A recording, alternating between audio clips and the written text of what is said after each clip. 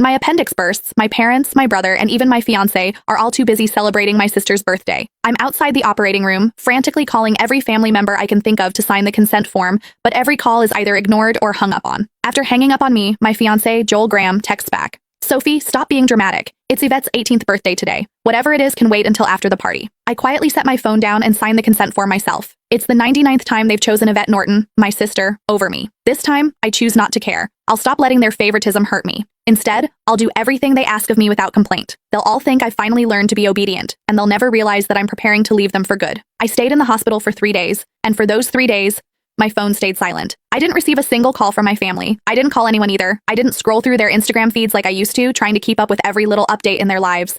Instead, I just quietly rested in my hospital bed and dragged my weak body around for checkups and payments. Even on the day I was discharged, I didn't tell a soul.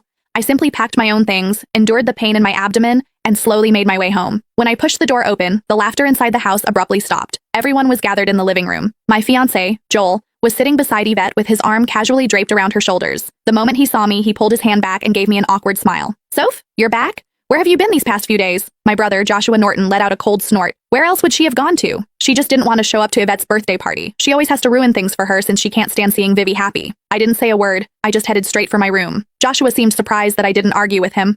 Normally, whenever he accused me of being selfish, I would break down in tears and desperately defend myself.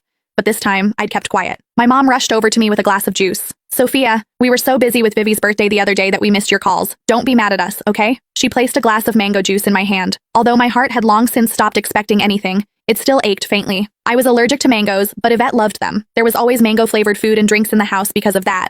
But no matter how many times I reminded them, no one ever remembered that I couldn't have mangoes. I handed the glass back to Mom and quietly stepped back. I'm not mad, I'll just go to my room. Just as I turned around, a loud noise came from the living room. Dad abruptly stood up and slammed his hand on the table. He screamed, "Why have you been walking around with that sour face ever since you came in? Your mother already apologized and even gave you your favorite drink? What's with that attitude? It looks like we've spoiled you too much." My heart twisted, and even breathing hurt. Tears blurred my vision, but I still lifted the glass from Mom's hand and drank it all in one go. I then gently set the empty glass down and wiped away my tears. I calmly looked at Dad. Yvette's the one who likes mangoes. I'm allergic to them, but it doesn't matter. I already drank it all. Can I go to my room now? Sophia, why didn't you say something earlier if you were allergic to it? Who told you to drink it? You're so stubborn. Mom panicked and quickly patted my back. Dad looked embarrassed, but he still harshly replied, "You could have just explained yourself. You've always had that unlikable attitude. You're nothing like Vivi. She knows how to communicate." Yvette's voice drifted over from the couch. "Dad, don't say that about Sophia. You'll make her sad." She sounded gentle, but the smugness in her eyes was impossible to hide. Yvette had always used my dullness to highlight her perfection. No matter what it was, she loved comparing herself to me. She would only be satisfied when she got to trample me.